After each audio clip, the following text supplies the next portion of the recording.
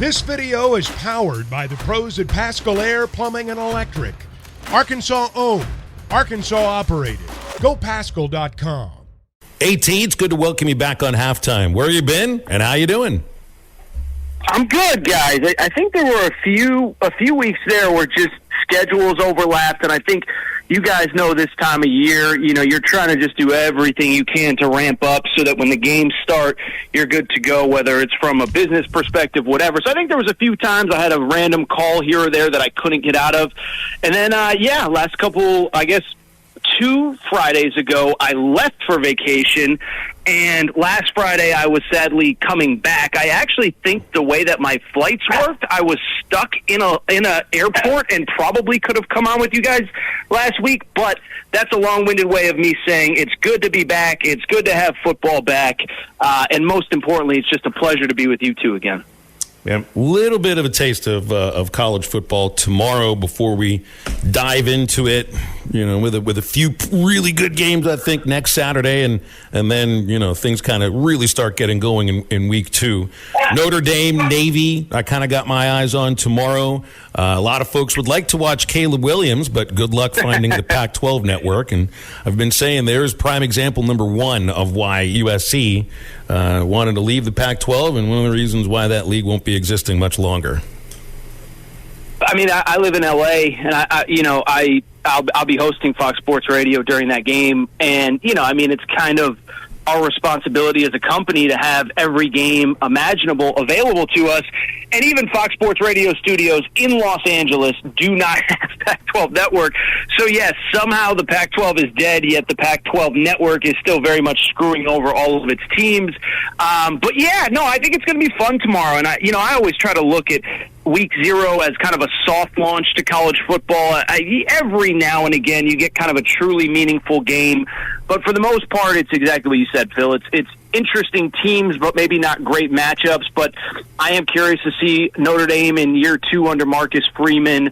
And obviously Caleb Williams. I think it's an interesting conversation about him as the reigning Heisman Trophy winner. I was telling somebody else this week is that it feels like usually when a guy comes back from a Heisman Trophy winning season, there's some kind of chaos in the offseason. We all probably watched the Johnny Manziel documentary. Jameis Winston had a few off-the-field issues. It feels like it's kind of been business as usual for Caleb Williams. And, again, living here in L.A., I obviously don't know him personally, but know people who are around him. They say he's really got that professional mindset, not too high, not too low. So I'm just curious to see them as a program, but him as a player, because I don't think he's going to do it, but I think he's got as good of a chance as anybody to go back-to-back that we've seen here over the last couple of years. Yeah, he had over 4,000 yards passing last year, 37 touchdowns, 4 interceptions. Just outrageous numbers. Aaron, what do you think with Colorado this year? What's reasonable expectations for Deion Sanders in Colorado this year? Great question, Matt. I think it was interesting. I think their over-under win total in Vegas opened at 5.5, and now it's down to 3.5. And, with no disrespect intended, I think about 4-8 feels about right. Not even just because, I'm not hey, the team stunk, so flip the roster. I don't care. It's 2023. I have no problem with what he did. I just think people underestimate how good the Pac-12 is. And you look at the schedule, how about this, guys? Just in September, Colorado plays at TCU, the reigning national runners-up. They play Nebraska at home. They play at Oregon, and they play USC at home. I mean, that's insane. 3 top 20-ish teams within the first 5 weeks of the season, plus Nebraska in what's obviously a kind of a historic rivalry game with their own first-year head coach. So I just think you look at that conference. USC is really good. Oregon's really good. Utah's really good. There's just not a lot of easy wins in that league, Matt.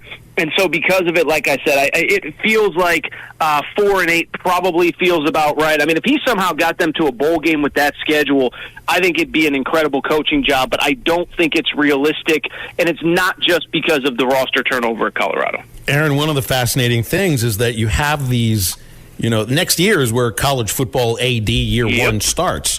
So the Pac-12 is blowing up. The Big 12 is changing into a whole other thing. And legitimately, like, there are good teams in the Pac-12, just like you mentioned. It's not a one or two team race. Like, I kind of feel like maybe the Big 12 is. But you legitimately could see USC versus UCLA, whoever wins their division, rising to win the Pac-12.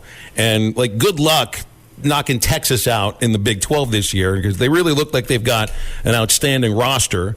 So wouldn't that be something if the Trojans win the Pac-12 and Texas wins the Big 12? Florida State's probably, I think they're the odds-on favorite to win the ACC. They're trying to blow that league up. It's just kind of funny going into this season.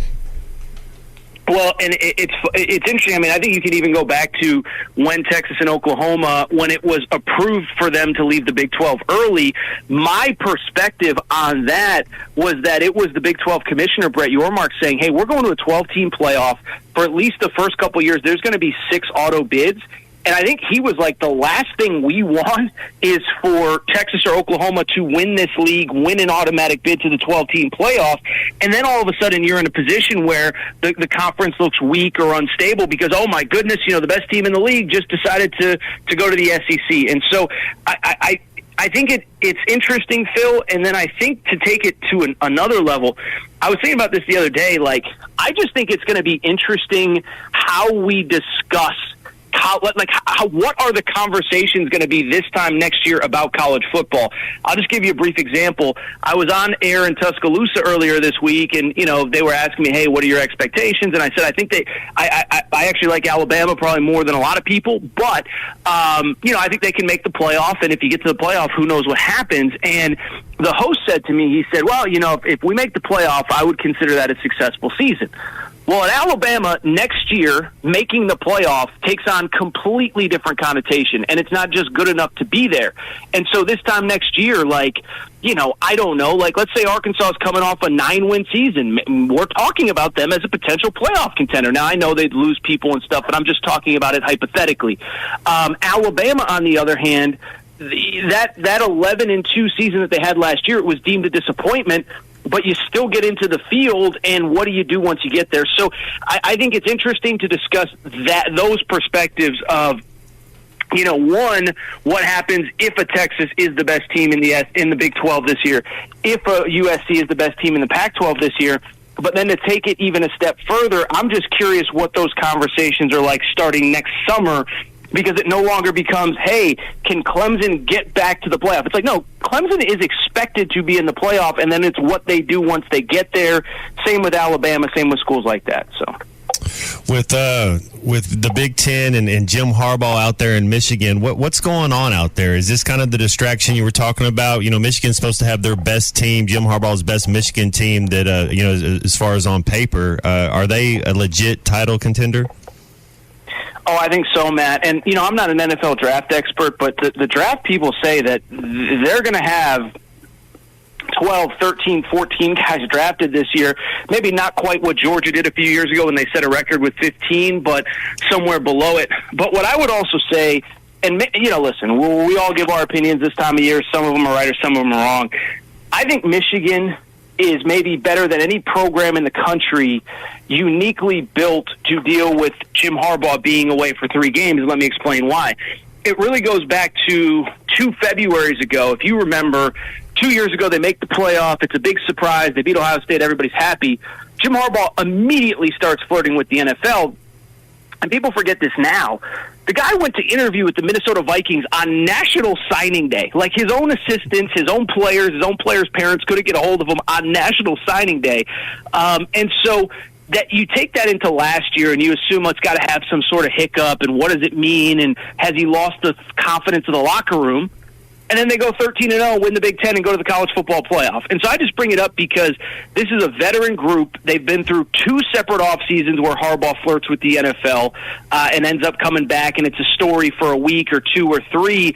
I just think for them, especially, and it's a lot of it is the schedule, but I think for them it's going to be business as usual. I'm not worried. If this was a 3-game suspension in October, November, it'd be a different deal. But those 3 games should be wins, and then you get them back for Big Ten play, and then it's kind of go time from there. let's wrap up on a thought on Swamp Kings. Sure. I've resisted watching this, though I did. Okay. I did, and it's more because of the reviews that I've read about it. It feels like it might be a bit of a waste of time. I've got family that lives in Gainesville. A couple cousins that have grown up there. They're huge Gators fans. They don't miss a game. Now, I got a text from one of them yesterday. Said he watched it, devoured it in one night, declared it, quote, a pretty interesting show, unquote. What you giving thumbs up, thumbs down, thumbs to the side? What do you think? I think thumbs to the side. And the reason being is because, listen, I think it's a fun look back at a different era of college football. By the way, shout out to the 06 Hogs, the SEC West champs, baby. They were prominently featured with that first SEC title or national championship run for Arkansas. But why I bring it up is because when you watch the documentary, Phil, I will say, like I think if you have a few hours, I know you'll be traveling, it's worth flipping on. It's a fun look back, and you learn some stuff. I also, my perspective, and hopefully there's not too many spoilers, especially the third and fourth parts are very heavy-handed towards, like it was almost like, let me put it this way, Phil, I'll try to be quick, and if I'm going long, cut me off. It's almost like Urban Meyer basically clearly had some sort of creative control on this story, and it's almost like he watched the Mighty Ducks before he decided to do this, and like he wanted the Mighty Ducks ending. And it's just like, those last couple years were pretty dicey, and there was a lot of stuff going on, and they just kind of skipped that last year when he comes back and it's a disaster, and they just kind of cut to him at the end at the swamp. Oh, my greatest memories are here, blah, blah, blah, and then it's over. And so I'm not saying don't watch it. I actually, especially part 1 and part 2, I really did actually enjoy. Part 3 and part 4, they definitely either glossed over or completely ignored some pretty important plot points if we're actually telling a legitimate story of what happened. So, I'd give it a B-, C+. It's fine. I enjoyed kind of the college, because, it's last 20 years of college football. I watched all those games. So it was fun to revisit, but there were some plot holes. Let me put it to you that way, guys. That's the best way I could put it. BetOnline is your #1 source for all your betting needs. Get the latest odds, lines, and matchup reports for baseball, boxing, golf, and more. BetOnline continues to be the fastest and easiest way to place your wagers, including live betting and your favorite casino and card games available to play right from your phone. Head to the website or use your mobile device to sign up today and get in on the action. Remember to use our promo code BELIEVE, that's BLEAV, for your 50% welcome bonus on your first deposit. Bet online, where the game starts.